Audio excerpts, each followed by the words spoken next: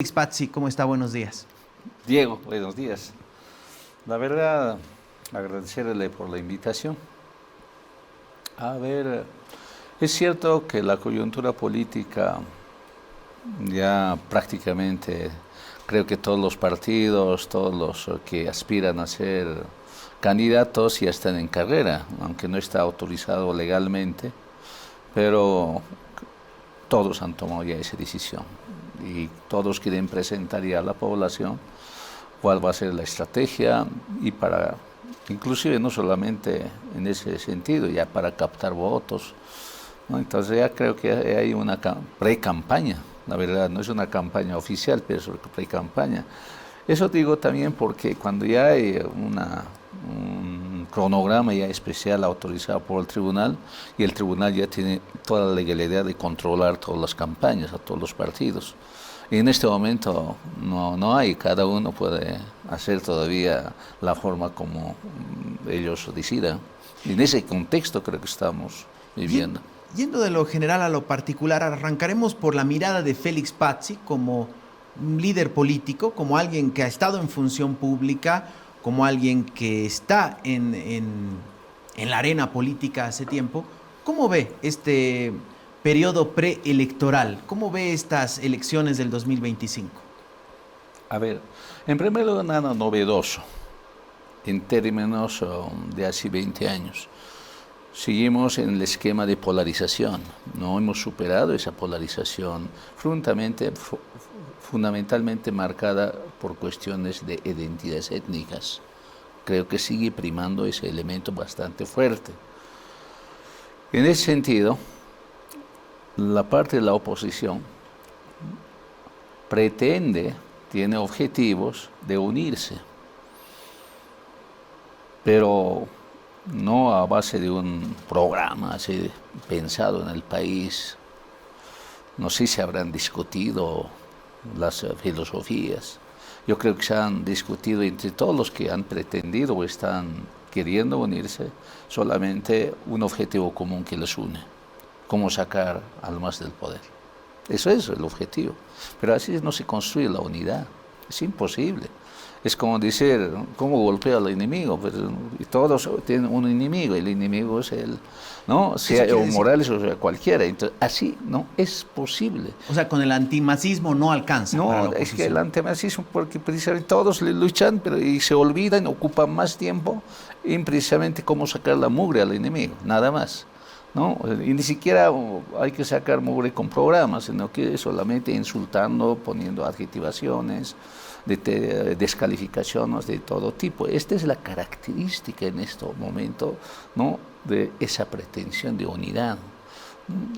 Todos, en este momento, no hay nadie que se dirigiera a Evo Morales, no hay nadie que se dirigiera a Luis Arce. Ahora, últimamente, no hay nadie que se dirigiera a Andrónico Rodríguez. O sea que, ¿no?, aquí hay que pensar, ¿no?, cómo golpear a ellos. Ese es su tiempo. Todo cerebro debe estar ocupado, ¿cómo hago mejor mañana? Pero nunca dicen, a ver, ¿cómo puedo proyectar el país? ¿Cómo puedo mirar? ¿Cómo puedo leer? Digamos, leeré textos sobre diagnósticos, sobre escritos, sobre pluralidades, las características del país, la historia. No tienen esa visión. Es la gran debilidad de la oposición. Usted cuando escucha, por ejemplo, estas posturas de vamos a volver a la república, el Estado plurinacional acabó con nuestro país, ¿qué siente? Por ejemplo, yo diría incluso, ¿qué siente la población? ¿Qué significa Estado plurinacional? Aparte de los símbolos, que evidentemente están necesarios. Pero en la práctica política, ¿qué uno puede sentir? En primer lugar, ni siquiera políticas concretas que han sido diferentes.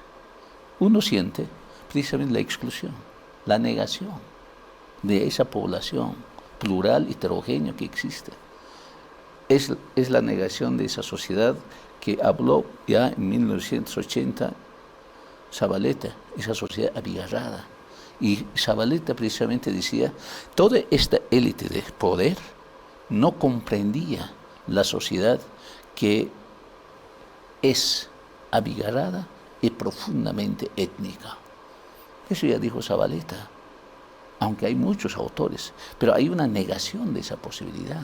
¿Usted cree que todavía siguen negando? Uno siente cuando dice, bueno, vamos a retornar a la República, prácticamente están, digamos, ¿no?, manifestando que van a negar esa población. No reconocen, por ejemplo, ¿no?,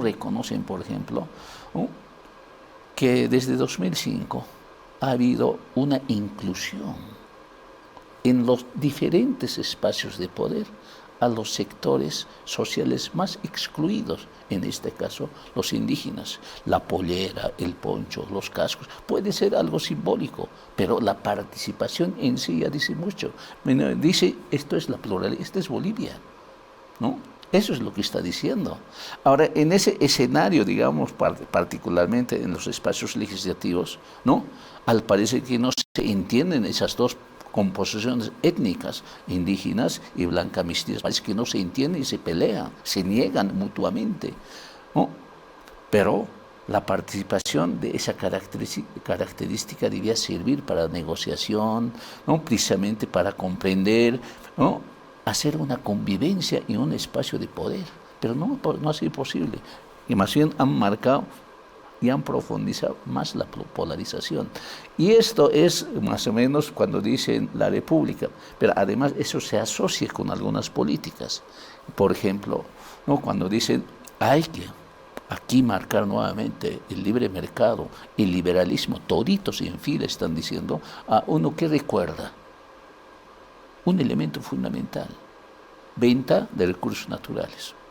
Y hacen frontalmente de paso, dicen, vamos a privatizar los recursos naturales y los estados. Y uno recuerda rápidamente a Samuel, por ejemplo. ¿No? El Samuel se benefició de esas privatizaciones y es rico hoy día y aparece como empresario grande. Boba, digamos, están queriendo privatizar. Boba tiene muchas deficiencias, la verdad. Nadie quisiera subir. Pero decir, digamos, voy a privatizar Boba, ¿a quién van a entregar? Al quien tiene capital.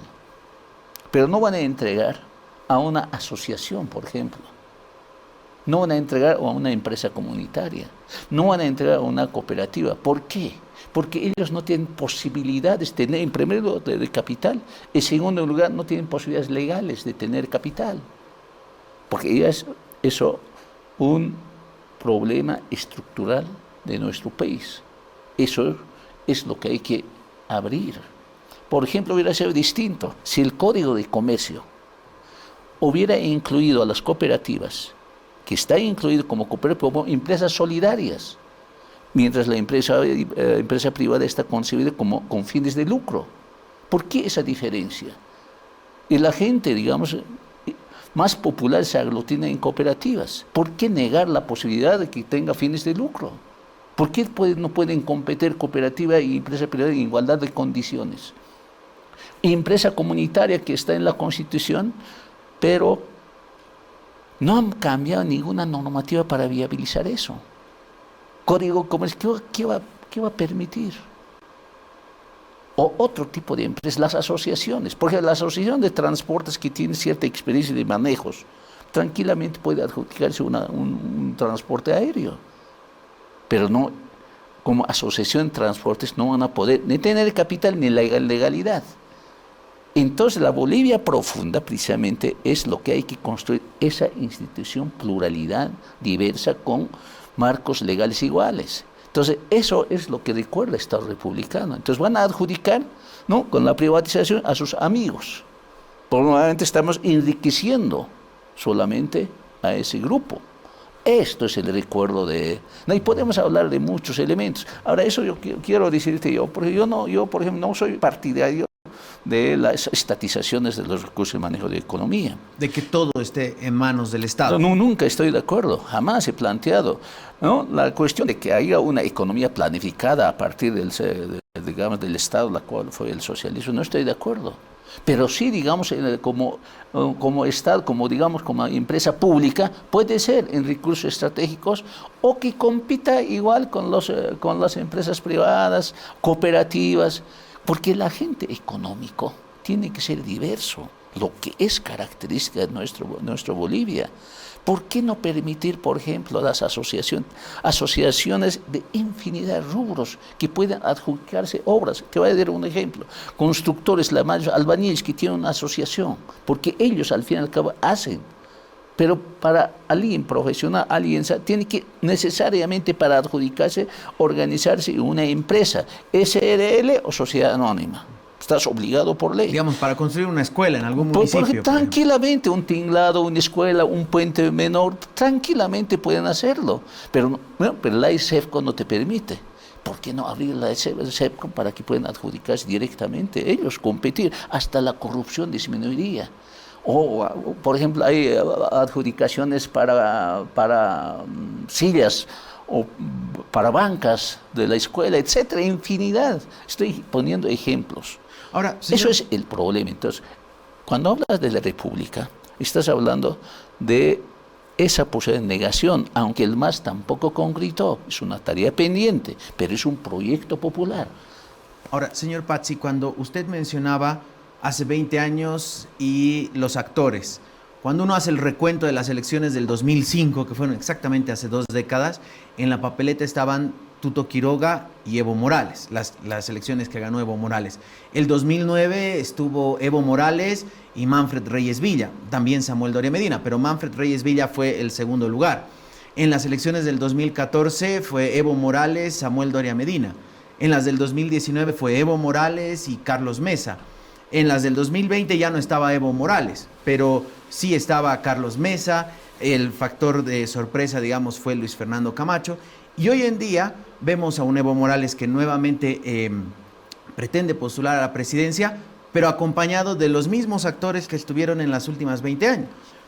¿La renovación por dónde pasa? A ver, en primera instancia hay historias ya construidas. El proyecto popular nacional avanzó y se estancó y es inconcluso.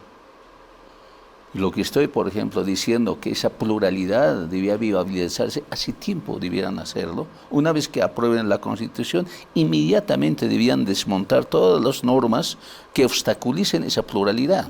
Eso era la tarea. Yo estaba como ministro y he planteado esa posibilidad, pero me sacaron rápidamente, no me permitieron. Incluso la educación había proyectado de esa manera. Y cuando subió, me votaron, empezaron a poner otro, prácticamente retornó al mismo esquema de ley 070. La transformación precisamente estaba visionado de esa manera de la pluralidad. Este es un problema serio.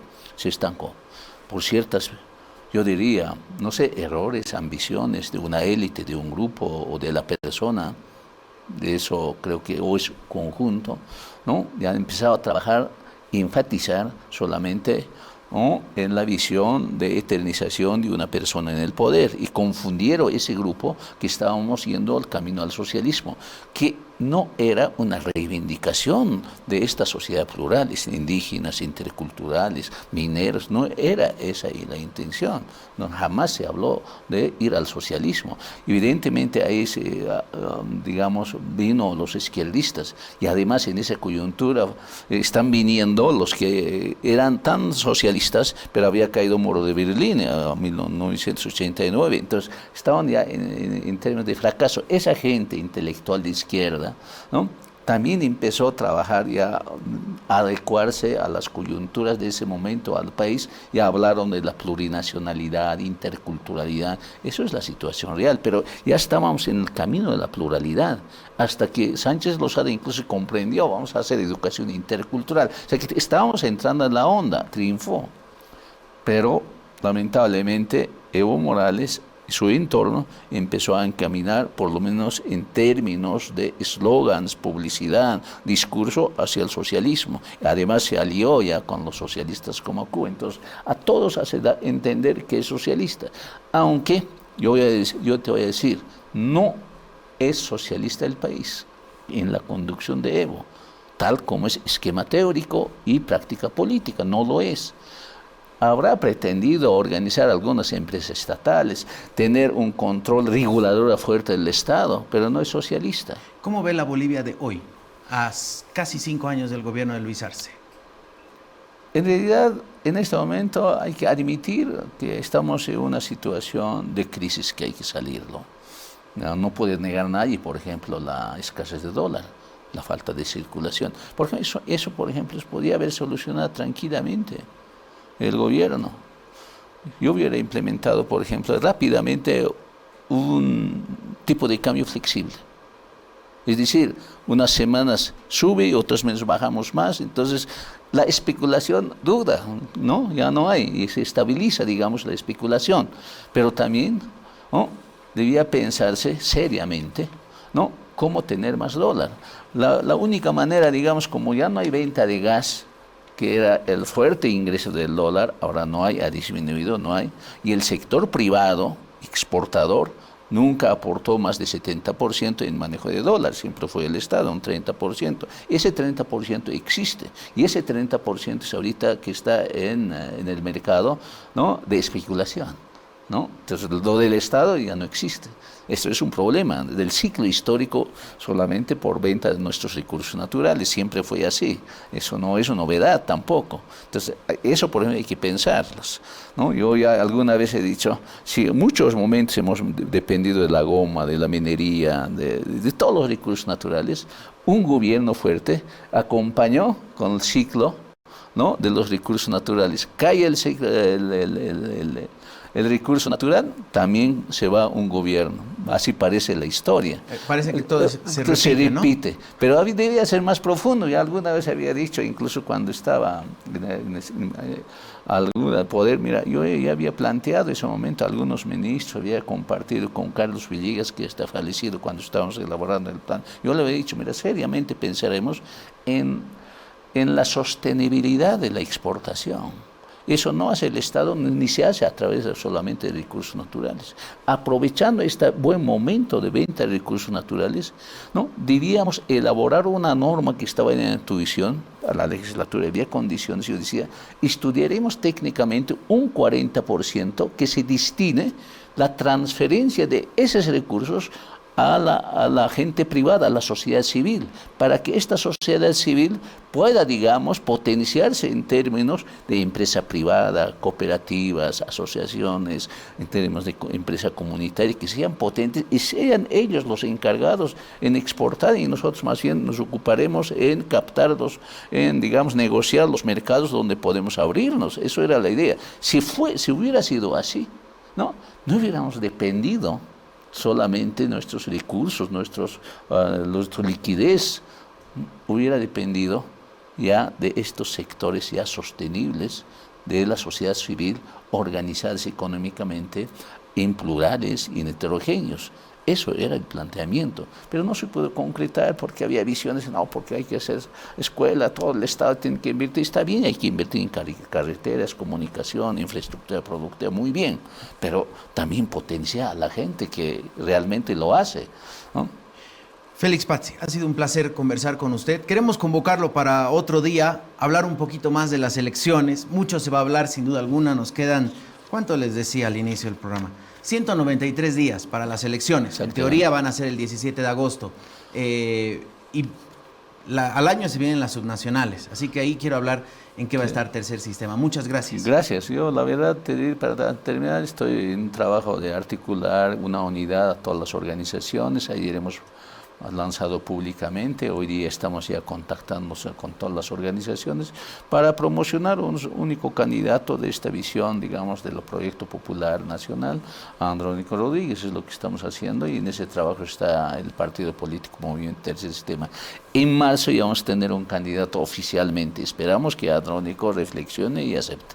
Bien, febrero y marzo, siempre se dice febrero loco, ¿no? Y este año va a ser bastante particular por las elecciones. Gracias, Félix Pazzi, líder del movimiento Tercer Sistema, estuvo con nosotros.